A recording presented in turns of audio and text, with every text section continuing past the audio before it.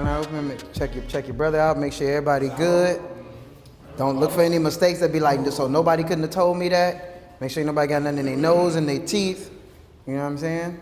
What I want to go to right next is, what is your earliest memory of dealing with respect? I'll go first on that one. Go for it. So, early memory is when I was like 8 years old, I had one of my uncles, my Uncle Man. I was at the local park with my friends just playing around, and I had one of my friends just like cracking jokes on me. And you know, this is my boy, so we always crack jokes. But my uncle was like, man, don't let that nigga crack jokes on you, nigga. You gotta earn your respect, man. Beat that nigga ass. So he made me beat his ass. I didn't want to beat the dude up, but I think that day it turned me into a monster. It made me just feel like anybody try me, I gotta fight for my respect. And I felt bad after what I did to him, but at the same time, that's what it was, you know what I'm saying? Because it was like either you whoop his ass or I'm gonna whoop your ass. And it been like that my whole life, you know what I'm saying? So I'm gonna say that's my earliest memory. That's the first time I can remember somebody demanding me to demand my own respect. You feel me? And I didn't even feel disrespected. That was the sad part about it. So what does that suggest right there? The fact that somebody told you that you were being disrespected at a time that you didn't even feel bothered by what was happening. Well, at that time, I was just going because I love my uncle. I just wanted to, you know, honor what he was telling me, and I felt like he would never lead me wrong. So I just felt like that was something. But at the same time, me doing that, I never had nobody else to try to crack on me no more. Like, I never had that issue ever again. So it's like, I take it with the good and the bad. Like, you know, it was my homeboy named Frederick. We friends now today, but at that moment, it's like he wasn't my friend, what I did to him, you feel me? But like I say, that moment transformed my life forever, you know what I'm saying? It turned me into something different, you feel me? So. But interesting, like how we like grow up with the idea of like the way you earn respect is like by showing violence. For example, I remember 6th grade, I got in a fight with somebody that became like one of my closest friends. And for me, you feel me, like I remember that fight, we got in that fight, we was in CSI together, and then next thing you know, we the best of friends. You and Chico both shared a story where you got into a conflict with somebody, you fought, and then you became friends at some point. So what does that mean that we're learning from, you know what I'm saying, getting into physical altercation? What are we learning about respect and violence at a young age? Because how old are you saying you were, Chico? 8. 8, and how old were you? I was probably like 12. 12, so that's, you know what I'm saying, that's pre-teen years, you know what I mean? That's early, that's still like early developmental years, you know? I remember when I was 12, my brother was doing some time up in Brevard, you know, he was doing some time upstate. And we would write letters to each other. That's how we communicated. And I remember him telling me a story about a guy that got killed. And I remember him telling me about this, you know what I'm saying? And it was the most quietest dude on the compound, you know what I'm saying? Don't disrespect the person that is physically imposing. Don't disrespect the person that got the big mouth and the big bravado, but respect even the smallest person in the room, because even the person that seems like they can't do harm is probably sometimes the most dangerous person. So I always move in the world where I literally respect everybody, and I always apply that. It just kept me real humble. Economically deprived neighborhoods, I think violence and dominance is a real big indicator of what respect is. So you just added a term for us too. So we have violence, respect, dominance, right? These are words that are coming up. Do we feel like that's connected to anything else? Fear. Like they always say, when it comes to respect, they say, well, you rather be loved or feared for respect. So it depends on I believe respect comes from the way you was raised or how you was taught respect. Because a person who never been around violence might have a different concept of respect. I don't know that concept because I was raised in violence, but somebody who's not been raised in violence might have a different concept of respect. Respect might be money to them only. Respect might be, just being respectful to your parents. So it really depends on the person and how you were raised. That's the way I look at it. Yeah, this what's crazy is I've been wanting to jump in, and he led exactly to what I wanted to say. So I didn't grow up around it. I grew up in a real religious household. My father, just a real quiet dude. I saw him get into one physical fight in church, actually. You know what I'm saying? But we grew up real religious. And for me, my father, the way he was, I don't think he ever vocalized it this way. But I grew up respecting somebody who is strategic and plotted. Somebody who will plot. So like my favorite movies, my favorite stories, my favorite people probably are people who plotted it out. Like something violent happened to them or something horrible happened to them and they waited, you know, a year, 2 years, 6 years, like Kaiser Sose, you know what I'm saying? Usual Suspects, like they waited. Shawshank Redemption, I love that movie. They waited, and then the person met their demise, or, you know, so, and my father is just a really smart man. When I was in 3rd grade, he was on Jeopardy, you know, so I always just admire, respect for me was always somebody who always just was a thinker and a planner and a plotter. And what's interesting about I always grew up, I don't even know if I would say respecting violence, but I always grew up knowing that violence had its place. But I grew up around people who, when you were violent, that meant that you didn't have control over your mind. You know what I'm saying? You let them get to you. Don't let them see you. Don't let them see that it got to you. You know what I'm saying? Don't let them see you react. They're not gonna see it coming type thing. And that's interesting. I didn't really learn another way until older, or learn to even look at another way until I was older, because I didn't grow up around in my household physical violence. And it's interesting when I think back on my own childhood and I think about like what I learned about respect and violence. One of the first things I learned in life is that I was not as big as everybody else. That was one of the first overarching points that I learned, that people were bigger than me. So I had to figure out avoidance, right? And so one of them was by being funny. People don't, you know what I'm saying, usually pick on the funny kid, right? But being that person only made me verbally violent towards other people, right? In an effort to try and protect myself. And then when I got into a situation where I couldn't protect myself, I was so embarrassed, I felt so disrespected, it made me violent. You know what I mean? So when I was, I don't know, I had to be in like the 3rd grade or something like that, my mother attempted to cut my hair. It didn't go well. And that's why I said the word attempted. It didn't go well at all. I had patches all over my shit. So, huh? I didn't want nothing. I actually told her she didn't have to do this. The whole conversation was like, you know, you really ain't got to. I could just go to school like this. I don't mind, you know, but she was believing in herself. And who am I to tell this black woman that she can't do it all by herself? And so she cut my hair. It went terrible, but she had to go to work tomorrow, which means I had to go to school tomorrow. So she sent me to school. She came into the school with me. She told him, listen, he gonna wear this hat. You know, it's okay. But see, when you come into the classroom with a hat, we're not allowed to wear hats. That means all the kids already know that there's something wrong with this hat. I already had a relationship with a bully, right? We had already had an ongoing, you know what I'm saying, back and forth. This was a part of our daily, you know what I'm saying? I learned how to get away from as fast as fuck. I had this move. I used to run. Then I stop and drop down real quick. He'd flip over me. I run back in the other direction. It worked every time. He was never smart enough to get past this. So this same bully at lunch sees me at lunch with this hat on, and he starts fucking with me, and I'm just trying to go the other way. I'm like, man, leave me alone today, man, just leave me alone. And I'm trying to get away from him, but it wasn't working. He came behind me, he snatched the fucking hat off my head, and when the hat left my head and I could feel the air hit it, I knew. And all the kids at once, and they point, and then they cheering, and next thing I know, I felt this rage come over me. I can't remember ever being violent in my life before that moment. I really can't remember a violent moment before that. And I jumped on Derek and I beat the dog shit out of Derek with everything I had in me. Interestingly enough, you know who became my biggest supporter and protector? Derek. After that day, nobody was able to fuck with me. Nobody bothered me.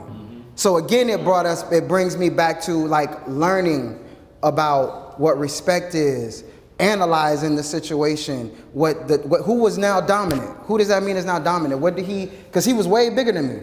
But now he had this sort of respect for me, right? And so we grow up learning these things. Some of us, how many of us in here have directly worked with young men in school settings, after school programs? What are some of the things that you feel like they're picking up about respect, or how they're displaying or asking? I think different people get it differently. I think there's a certain amount of respect that's given to the kid that's fresh as fuck, right? The kid that has like the shoes, the outfits. There's another level of respect, no disrespect in you, but to the light-skinned folks, right? You get another like level of just like it's true. Like there's another level of just like you get a certain level of maybe access to women, which then gives you respect. So a brother that maybe has is not the freshest, but maybe he's swaggy or has a good talk game and can talk to women, and people know him for that, then he gets respect, right? And of course you get the jocks that get respect, right? And the big people and the bullies that get respect. But I think there's a lot of different ways to go about how you get respect in your neighborhood and in your area, and it all just depends on where you from. Where I'm from Fort Lauderdale, I ain't from Dade. I mean, but Chico, we was talking about this, but you don't never really get respect for being smart. I know shit like that, right? you don't get respect if you, like Phil, we talked about this, you don't get respect if you're goofy and you laugh a lot and you like to play around, right? So there's just like different levels in our neighborhoods, but I think the chief way that we get respect is around dominance and violence, and we carry that into our lives as men. Kids respect the shooter now, you feel me? We used to respect the bully back in the days, the nigga could fight, but it ain't that no more. Like, you respect the nigga with the gun now, you feel me? And I was telling Phil, Phil was talking about how, okay, bullies had respect for each other. Because I knew I had hands, but I knew, like I had a homeboy, Monkey Joe, he got hands. I'm not gonna fight Monkey Joe, because I'm not stupid, you feel me? I know this a nigga I'm gonna have to fight, you feel me? I know it ain't gonna be no easy 1-2, but we never tried each other. It's like we had a mutual respect without even knowing. We never crossed paths. People wonder why them niggas never fought. Because it was just a respect. It was a couple of us like that, you know. Our name was Scooter, Sid, me, AJ, like people, we wouldn't fight each other because we knew when it came down to it, you're going to have to fight. It ain't going to be no, you know what I'm saying? And then we all became friends, became a clique. So it was like, it's all of them, you feel me? So it depends on, like I say, respect comes with what you have done or what people have seen. Because I done seen people respect people who don't say nothing. And that nigga quiet, he might be crazy. And they'll respect him just because he don't say nothing. Because in their mind, they think he's somebody. He might be the softest thing in the world, but because he don't say nothing, you don't know. And then that's like goes to show when you talking about the prison thing with the lock and the sock thing, you got to respect that man. He in prison, so he in here for a reason. Just because he quiet, that don't mean nothing. You know what I'm saying? And that's why I learned my top respect was in prison. Cause see, I knew about respect out here, but niggas will kill you for respecting that. Like, it ain't no, you disrespect somebody, say anything, how he joking and play by stuff, you can't play like that enough. You would get killed, you feel me? So respect in prison is a whole totally different level of respect than you got on the street. Prison law and street law is two different ones, you feel me? It's like, it ain't no exceptions, no passes in prison. I hear you might get a pass, you might better walk away from it. You respect a nigga in prison, it's gonna be handled in prison. So that's a whole nother level of respect right there. So like, it's like, I seen people die behind respecting them.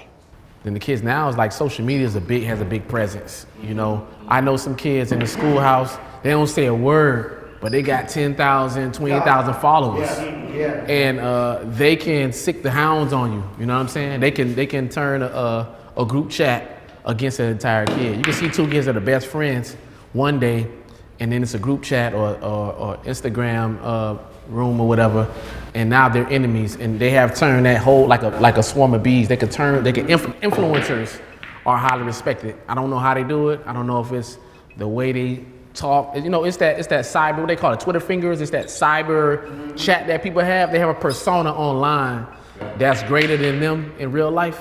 And our kids right now, and even grown folks are respecting it. But I'm seeing it in the schoolhouse because, you know, we have to send kids, it's on the books now. We can send kids home, you know, suspensions, and even to some level, you know, extended suspensions if it's considered bullying, to where it can be really harmful to the school or that child. So it's a lot of, the cyberbullying and the cyber presence is really fascinating, because I'm talking about this kid is just like Kaiser Sose, you know what I'm saying? If you ever seen Usual Suspect, the person that looked like the most, or Mr. Glass, you know what I'm saying? The person you least suspect has the most power in school because they have access to 10, 20,000 followers, and they're not even 12 or 13 yet, and they really use that to mobilize. And when we think about the advent of the internet and how that changes respect, because what might have been disrespectful at one point in time is so widely shared, or terms are so widely used, that things that you could not have said to somebody before are nothing today, right? And so, for example, I remember hearing the students walk around the school saying, oh, da-da-da-da-da, oh, you a fuck nigga this, fuck nigga. I'm like, nah. I'm like, hold on, that's the, y'all boys be together every day. Why you? Nah, I'm at the Calvin, they don't mean that, they don't mean, I'm like, what do you mean it don't mean that, right? It's always meant that, but then I had to ask myself, did it ever matter, right? If they're telling me that they're just words now, were they always just words, right? And I don't, it's not that I have an answer, but it challenged my thought process around the words that we consider to be respectful or disrespectful. Like going back to the core of it, what is respect? It's just something, it's made up. You know what I'm saying? It's really made up. You know, you get what I'm saying? Because that's the point. Like something that used to, it's subjective. Because that word meant something, those words meant something a generation ago, they don't mean that no more. You know what I'm saying? And that's the interesting thing to me about respect, is that it really mean, my respect mean different than your respect. You know what I'm saying? I think we know what disrespect is more than we know what respect is, but what we respect changes by the day. You know what I'm saying? And because I was thinking, we talk about dominance, etc. There's a lot of women I grew up respecting. And it wasn't all because they was going to whoop my ass or nothing. You know what I'm saying? I was scared of my mom because of that. But it was a lot of women. My grandma I respected because she raised 5 kids, and my granddad died when she, you know what I'm saying? I respected how much work she put in. I respected the fact that she always provided for us and always found a way, you know? And so I think respect is so subjective. Respect is taught. So it could be taught in different ways. It could be taught street. It could be taught, like you said, in the church. It could be taught different ways. Because even if you're in church, you know not to talk, get your ear pinched. Yeah. So it was like respect was taught by the leaders we had, and now we don't have those leaders. We lacking those leaders. What were you taught about respecting women? What were you taught about respecting women? Or even your earliest memory of something dealing with women and respect. I'll tell you that my mother, the one thing that I got, like specifically that always rings in my head from my mother, was respect a woman as you would want someone to respect your mother or your sisters. That I keep like directly in front of me. That does not mean that I've always lived up to that. I've embarrassed my mother, absolutely. I have not lived by that on many occasions. So it's something that I strive to grow with as I get older, in the times that I've failed or forgotten, right? But it keeps me in alignment. It's something to come back to, you know what I mean? The things that I've honestly learned about respecting women from my father and the people around me came in the form of sort of like violence against me because of something I did to a woman, right? When I was younger. So it's like there was a time when something happened with my stepmom and I was upset with her, and I kind of bucked up at her. And she was like, oh shit, I'm gonna call your daddy. And once he come home, he gonna handle you. Cause I jumped at her. She's my stepmom. I shouldn't have did it, but I did it. But when I got home, it was the most angriest I've ever seen my dad. I've seen fire and blood in his eyes, and he picked me up and put me on the wall and was like, don't you ever in your life do that again. And that's the only time that I think that I've ever was like sat down and taught about respect when it comes to a woman. But when you're talking about disrespecting women, I feel like I learned that from everywhere all the time. It's like, you could do this to her, she should be down for this.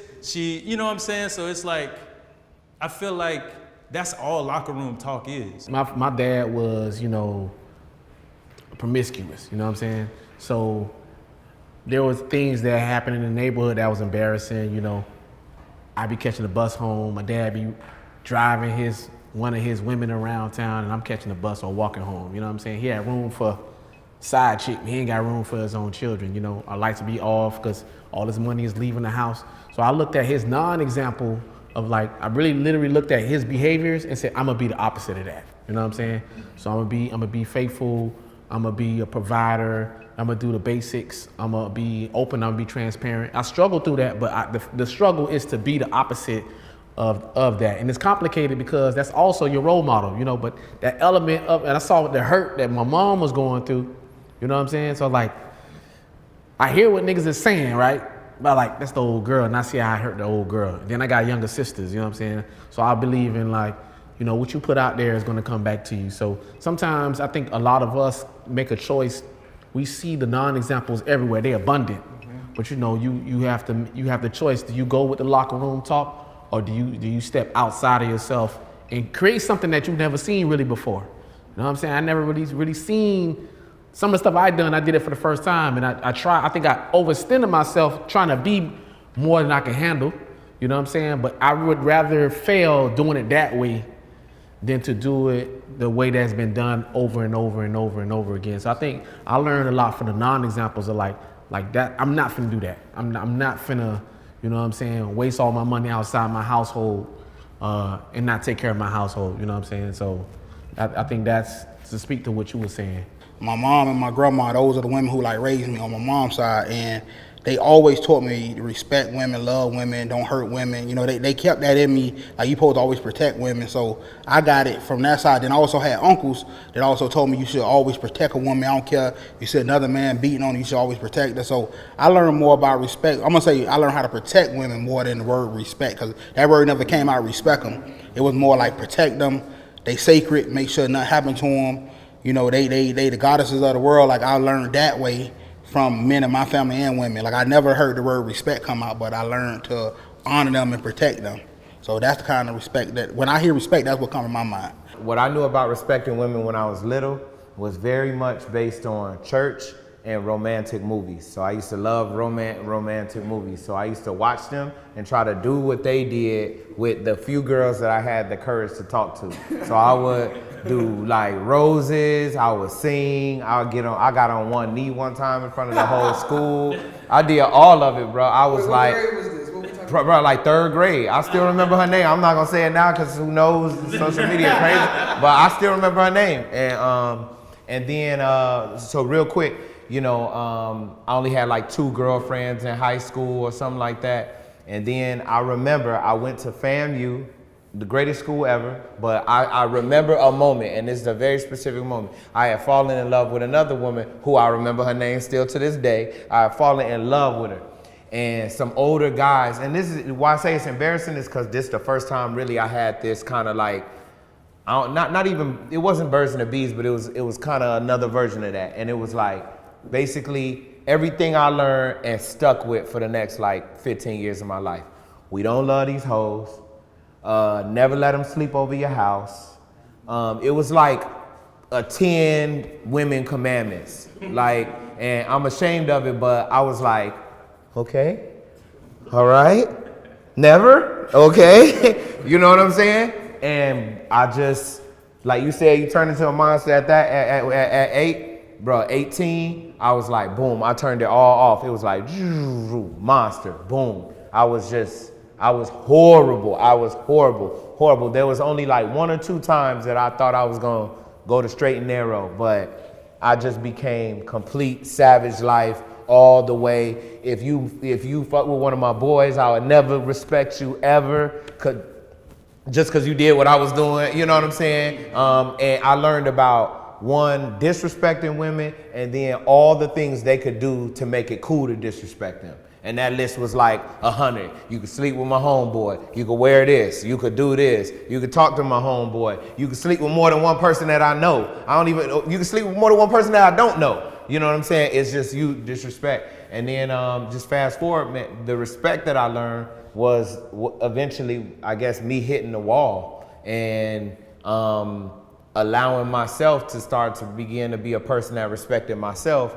And then it became about respecting women, and even that wasn't going back to the romantic things that I learned before, because that's not really a real respect as a human being. That's just them as something to win. You know, I'm gonna woo you and win you, and then bed you and then be gone. You know, and so the respect is something that has had to come later in my life to understand and to listen and to learn. And it's something I'm still on the journey as well. Definitely not perfect, but it's come from me, you know, kind of really hitting the wall, and had to sit down. Because I feel like when we grow up, a lot of times it's like women are just they're like romanticized as this thing that you can have or not have, but that you can treat in a specific way. They never just treat it like someone that's going through an experience just like I am, right? And when I learned that, that was the point where I stopped being shy of talking to women, because it was like, damn, I can just ask them how their day was and we can have a conversation about regular shit that they do, you know what I'm saying? But I think a lot of men don't have that thought about women, that they're human beings, they're everyday people that have issues that are going on that affect them in their lives, right? Different from us as men, right? Because they're women. But it's just like really humanizing women in a real way. And when I learned that, that's when I was able to Who was find y'all some niggas respect. raised by? Y'all niggas raised by wolves, cause I don't really women. But I said I learned that by myself. I know, it's just crazy to hear that. This was mom to me. You know what I'm saying? Just in the last few years, maybe like the last 6 years, I've been able to talk to my mom about who she was. But she was just, I'm just saying, like on a deeper level. And I grew. I'm gonna be quick, but you asked who I was raised by. I was raised by Jesus. You know what I'm saying? Like You should definitely knew. No, but that shit fucks your head up, and you know, for everybody, you know that I, you know, love the Lord, but it makes your mind and the way you view other people in a way that's not very realistic. But see, let me just say this real quick. The reason I gotta say this because respect for women. Like I had my mama and my auntie Poolie. Both of them they sold drugs, they was in the streets, and they earned their respect. Like these motherfuckers will fight. So it's like respect for a woman. I just knew they respect them because women could do just as much as we can. Like my grandmother owned 2 funeral homes. Like how would I not respect my grandmother? You feel me? To see powerful women, to see people around me, women around me in charge, but then I also had powerful men in my life too. Even though they wasn't always on the good side of the law, but they were powerful in their own right. You feel me? So just seeing power on both sides, I respected both equally. I never had more respect for the other one. I was more scared of my grandma than I was of any man in my life. Well, what everybody is saying, what that brings in common for me is that we receive a ton of conflicting messages about respect. Respect to ourselves, respect for others, the type of respect that we should receive from others, right? We receive a lot of different conflicting messages. Then there's direct and there's indirect. There's what's directly said to me. That's what I'm learning from what I'm seeing, but that's not necessarily being said to me. That's what I'm learning from the music and the people that I respect, which affects who I respect, right?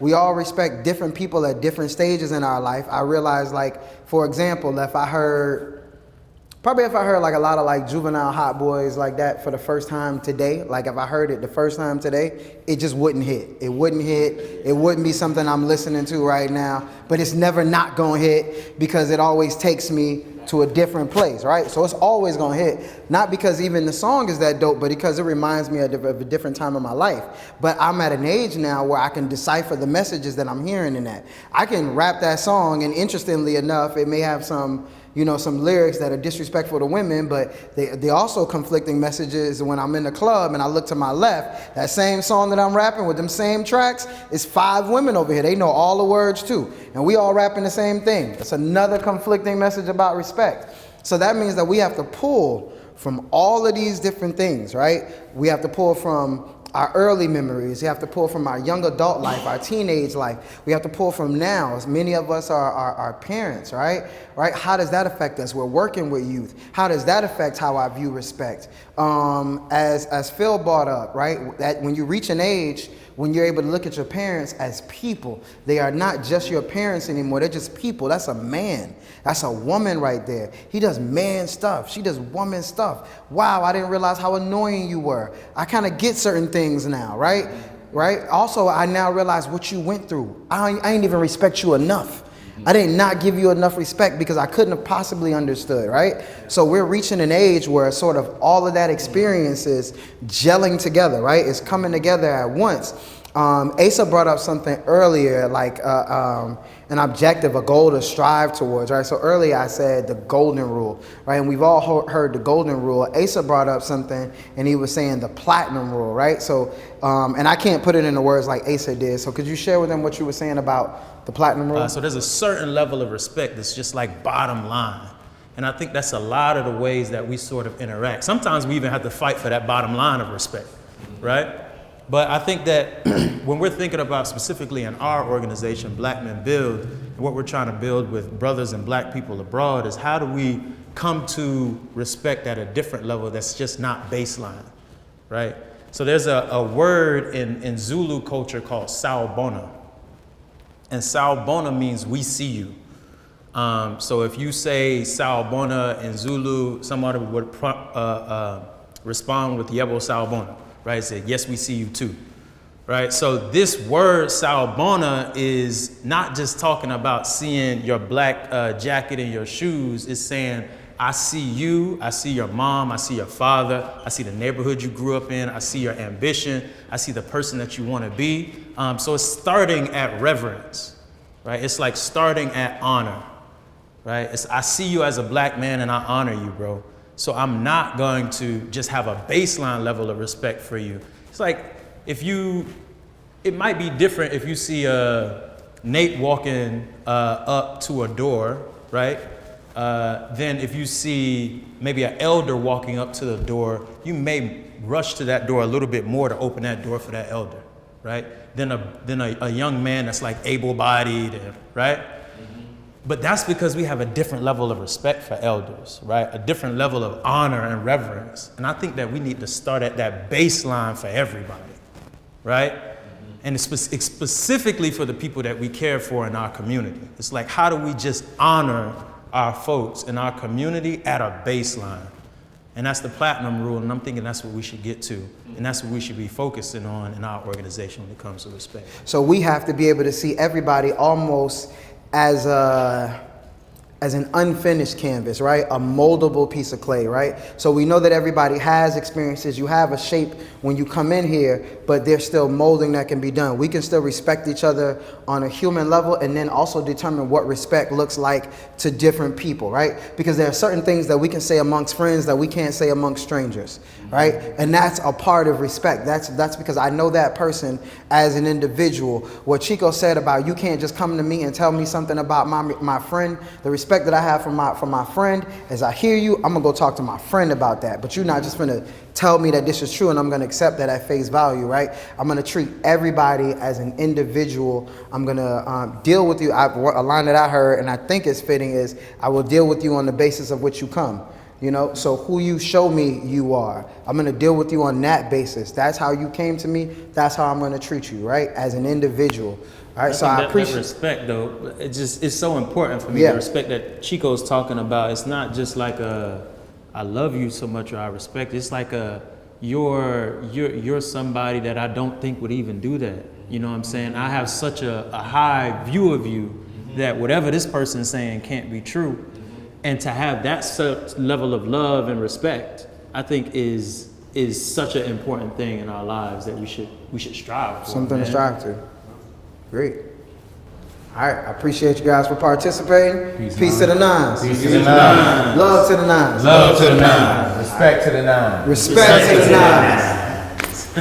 All right. Finna finish walking with Woman James ass. Yeah, what's up with this gang winning? Well, let me run that back. Wait, hold on, let me finish. I'm all about it. Go ahead, get your shot in.